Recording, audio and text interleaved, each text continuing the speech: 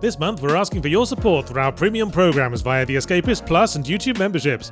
Your support allows us to continue making the content we want instead of chasing algorithms or the latest trends. Plus, you get a bunch of perks like ad-free viewing via The Escapist Plus on our main website, early access on YouTube via YouTube memberships, and bonus content like our monthly Ask the Creators video series where we answer your burning questions.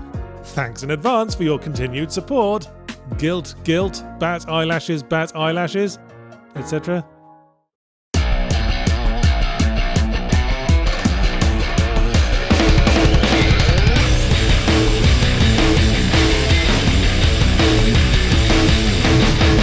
Hey everybody, it's October, the time of writing. The month when all the ooky spooky games pop up like Rigor Mortis Erections at an open casket funeral. And hey, it's also 2020, the year of shit, where everything is shit and human civilization circles the toilet bowl like the latter two-thirds of last night's sweet corn burrito. So what better way to mark the occasion than with a really shit horror game? Step forward, the Remothered franchise, which began in 2018 with Remothered Tormented Fathers, a unique survival horror IP that collectively made a lot of people go, wow, that's the most awkward fucking title I've ever seen outside of Japanese games and Philip K. Dick novels. I didn't even do the dry heave because I feel the title is dry heave enough. And then the developers said, oh, you think that title's awkward, do you? Well, I'm sure we can beat that record. So here's the sequel, Remothered Broken Porcelain, which sounds like something you'd find on a label in an antique shop owned by someone for whom English is a second language. It's not second-hand, it's remothered. Don't worry, it still pours tea as long as you don't lift it by the handle or any other part. Remothered Tormented Fathers was a stealth survival horror in the tradition of games like Haunting Ground on the PS2 or Clock Tower on the SNES. Yeah, it goes that far back. You young horror-making whippersnappers think you invented running away and hiding in cupboards, don't you? Not to mention monsters that think one searches a cupboard by standing in front of it and staring really hard at the door. The idea being that you're trying to explore the usual survival horror-y environment full of really circuitously locked doors, while being hunted by a monster that can't be permanently killed, but can be temporarily knocked down with items or traps or some technique or other, so that you can run off to find a nice cupboard in which to void your bowels in safety. I must admit, I didn't go out of my way to try the first one, because it was one horror game among hundreds, and who the fuck knows anymore what IPs have got staying power, and which are just going to burst on the surface of Steam like passing zits. I'm like a bloke who runs a uranium mine who doesn't bother committing the names of any workers to memory until they've survived at least 3 shifts. So when a sequel to Remothered came out, I thought, ooh, guess it was worth at least 4/5 of a damn. Let's check it out. Well, it's a good thing Remothered Broken Porcelain doesn't work in a uranium mine, because it'd cause severe morale issues with the horrible things it leaves in the communal latrine. It's a bad one, friends. So bad I want to bend it over my autopsy table and really work out what the fuck happened. It's a continuation of the plot of the last game that gets summed up for us in a story so far video, whose principal effect was to get me completely lost before we'd even fucking started. Apparently some lady was looking for a missing girl and got trapped in a house with a murderous old man and an evil nun, and there was a conspiracy involving evil science and a convent burning down, and some or all of the characters were being hypnotized by some or all of the rest of the characters. Got all that? Good, off we go. And then we get dumped into gameplay like I've just been given a blanket party at boot camp and I'm now dazedly blinking into the darkness wondering if I should burst into tears or not. From there we play as a teenage schoolgirl with a British accent of mysterious origin who lives in a hotel where the staff members keep going insane and trying to braid her hair with a fire axe. If I were to describe the visuals of Remothered Talking Bicycle in 10 words or less, I'd go for murky,